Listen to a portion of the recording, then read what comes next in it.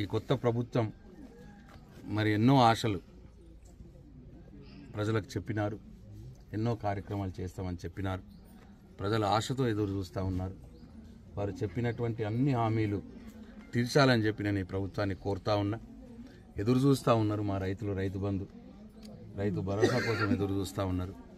మా అక్కలు చెల్లెళ్ళు 2500 రూపాయల పెన్షన్ కోసం ఎదురు చూస్తూ ఉన్నారు. ప్రతి మహిళకు 2500 ఇస్తామని చెప్పినారు. మేము మిమ్మల్ని తొందర పెట్టట్లేదు, మీకు ఒకసారి గుర్తు చేస్తూ ఉన్నాం.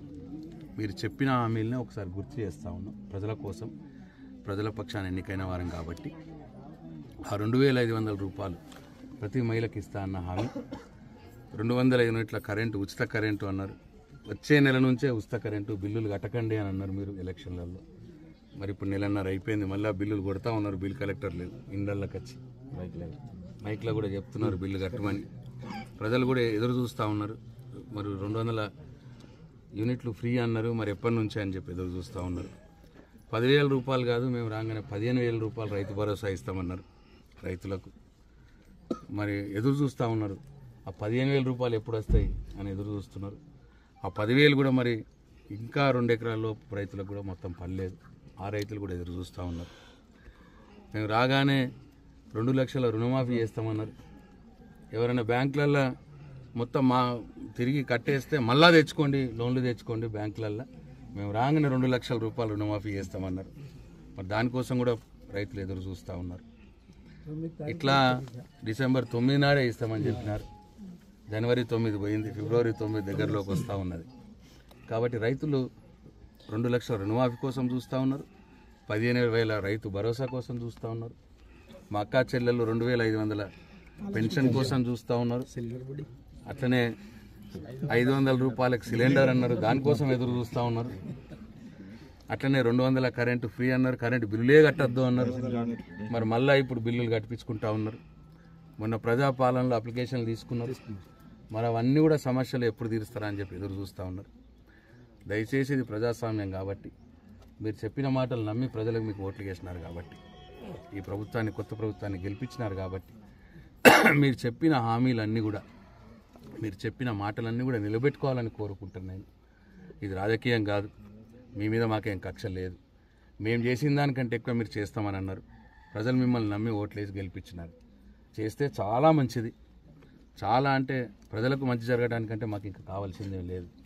రాజకీయం అంటేనే ప్రజలకు మంచి జరగటానికి, ప్రభుత్వాలంటేనే ప్రజలకు మంచి చేయటానికి. కాబట్టి మీరు చెప్పినవన్నీ చేయాలని మేము హృదయపూర్వకంగా కోరుతా ఉన్నాం.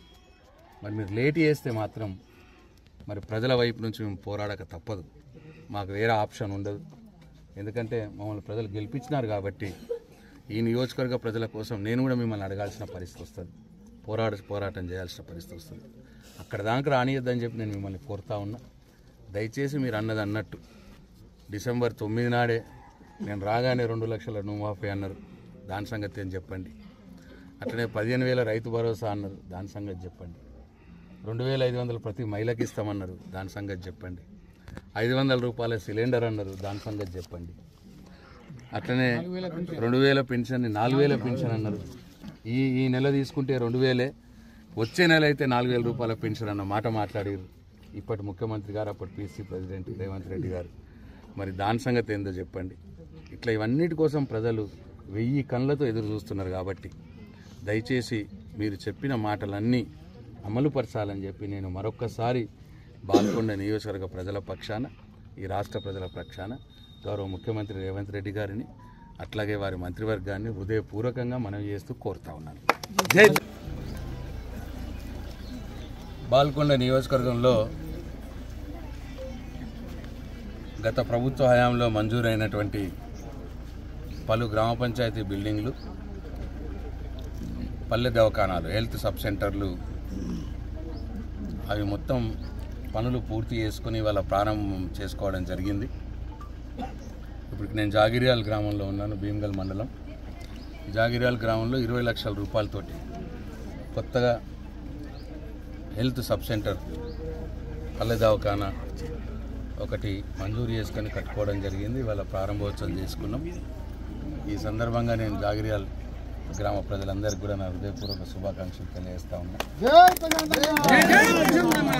అట్లనే ఇదే మండలంలో పల్లికొండ పిప్రిల్లో కూడా హెల్త్ సబ్ సెంటర్లు కొత్తగా ఏర్పాటు చేసుకోవడం జరిగింది. గత ప్రభుత్వంలో ఈ బాల్కొండ నియోజకవర్గంలో దాదాపు 27 హెల్త్ సబ్ సెంటర్ కొత్త భవనాలు మంజూరు చేసుకొని అన్నీ కూడా కట్టుకోవడం జరుగుతూ ఉన్నది. దాంట్లో భాగంగా ఇవాళ 3 ప్రారంభం చేసుకున్నాం. అంటే గ్రామాల్లో కూడా అంటే 2-3 గ్రామాలకు కలిపి ఎక్కడైతే ఏఎన్ఎం సెంటర్ ఉండినో ఆ ఏఎన్ఎం సెంటర్ని హెల్త్ సబ్ సెంటర్గా మార్చుకొని దానికి ఒక ఎంబీబీఎస్ డాక్టర్ని వేసుకోవాలని చెప్పి గత ప్రభుత్వ హయాంలో నిర్ణయం తీసుకోవడం జరిగింది. నేను ఆశిస్తూ ఉన్నాను ఈ ప్రభుత్వం కూడా ఆ నిర్ణయాన్ని ముందుకు తీసుకుపోతూ ఎక్కడైతే హెల్త్ సబ్ సెంటర్లు ఏర్పాటు చేసుకున్నామో అంటే గ్రామీణ ప్రాంతం ప్రజల కోసం ఏర్పాటు చేసుకుని అక్కడ ఎంబీబీఎస్ డాక్టర్ని తొందరగానే నియమించాలని చెప్పి ఈ ప్రభుత్వాన్ని కోరుతా ఉన్నా. మేము కూడా మరి ప్రయత్నం చేస్తామని చెప్పి మనం చేస్తూ ఉన్నా. అంటే ఇప్పుడు కొత్తగా 27 సబ్ సెంటర్లు బిల్డింగ్లు మంజూరు చేసుకున్న దగ్గర అవి కట్టుకొని 27 మంది కొత్తగా ఎంబీబీఎస్ డాక్టర్లు గ్రామీణ ప్రాంతాల్లో వస్తారు ఈ నియోజకవర్గంలో.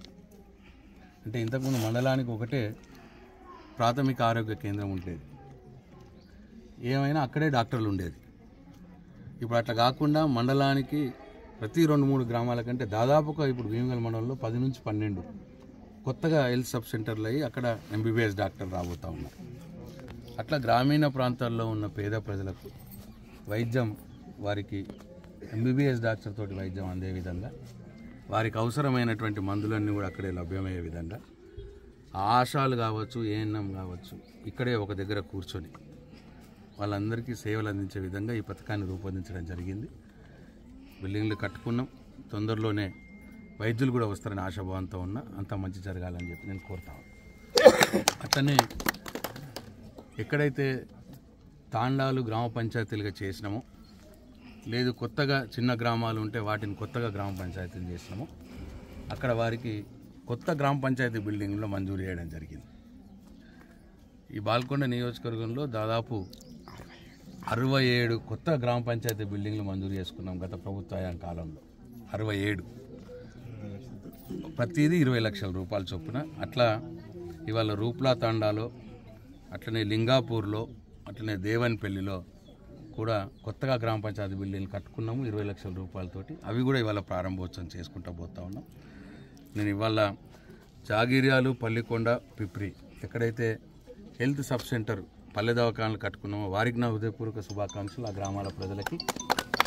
అట్లనే దేవునిపల్లి లింగాపూరు రూప్ల తాండా ఆ గ్రామంలో కొత్తగా గ్రామ పంచాయతీలు ఏర్పాటు కావడం వాళ్ళ ఊరు, మళ్ళీ వాళ్ళ కొత్తగా గ్రామ పంచాయతీ బిల్డింగ్ కావడం ఇది కూడా పూర్తయిపోయింది.